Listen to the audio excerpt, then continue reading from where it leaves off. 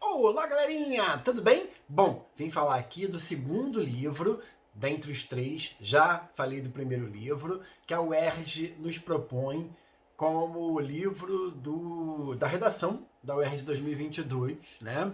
Semana passada eu falei de Uma Janela para Copacabana. Essa semana eu vou falar de Um Romance Perigoso, do Flávio Carneiro, tá? Que é um dos romances que estão aí disputando a opinião de vocês, né? A UERJ quer a opinião de vocês lá no site do vestibular da UERJ 2022 para ser o romance da redação, ok? Bom, falar um pouquinho, um breve resumo desse romance.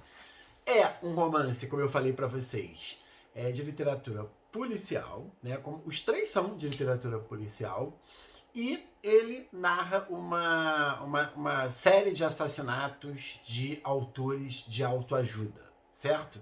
E dois aqui protagonistas, o protagonista narrador desse romance, que é o André, meu xará, né?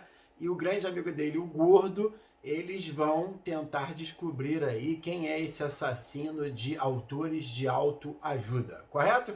Esses dois personagens, eles já aparecem em outras obras aqui do Flávio Carneiro, tá? Tanto o André quanto o Gordo, sempre nos romances policiais aí do Flávio Carneiro, ok? Bom, tem uma palavrinha-chave que resume bem, né, essa obra aqui. E se a gente entender essa ideia, na verdade, essa função da linguagem, que é a função da metalinguagem, que é quando, né, um autor fala da sua própria obra, né, quando um poeta fala da sua própria obra, como nós temos um jogador de futebol falando sobre jogar futebol, né, isso é metalinguagem, não é isso?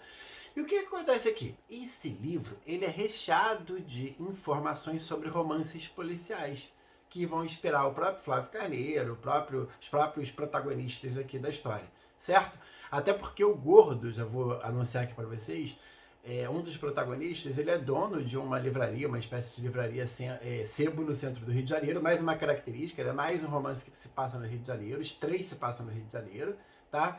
E ele vai conversar com outros romances, né, com outras ficções policiais, né, que nós temos na literatura universal, como, por exemplo, Agatha Christie, né, enfim, outros autores de literatura policial. Beleza? Então a gente é um romance que para que eles cheguem, né, nesse assassino em série, para que eles cheguem, né, nesse serial killer, eles têm que entender, terem lido aí outros romances, né? Outros romances policiais. É interessante que Uma Janela para Copacabana também, né? O nosso protagonista, ele adora literatura, né?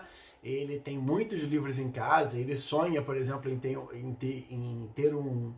Quando se aposentar, né, da função de detetive, né, de delegado, ele sonha em abrir um sebo. E mais uma vez aqui é a própria literatura, né, percrustando a literatura e buscando em outros romances policiais, né, inspiração para a construção dos seus romances, né? E para que a gente chegue ao assassino, né, a gente tem que entender essas correlações entre as obras literárias, né? A literatura com a própria literatura e, sobretudo, a literatura policial com a própria literatura policial. Bom, é uma proposta da UERJ, como eu disse no vídeo anterior, que não é muito inovadora, até porque a UERJ já trabalhou com literatura policial, né? Mas é muito legal, né? Porque, assim, esse é o tipo de romance, é o tipo de obra que vocês, né, de uma literatura bem jovem, né, que vocês gostam muito, né? Não é um romance pesado como o do ano passado, 1984, né, que nós fizemos aqui diversas divagações, mas também são obras que necessitam ali de uma tensão em alguns, né, lances que são fundamentais. E a grande tensão aqui desse romance é a conversa entre literaturas policiais, né, universais, que eu vou chamar assim, dessa maneira. Beleza? Então, ó, próximo vídeo, que provavelmente eu vou estar lançando até terça-feira, vai ser sobre o último romance, né? Para que vocês façam a escolha até o dia 28, tá? Que já está chegando, hoje é dia 21, né? Dia 28 é o próximo sábado. Então vocês vão ter aqui uma breve resenha dos três romances e depois vocês têm que ir lá e votar no site da UERJ, beleza?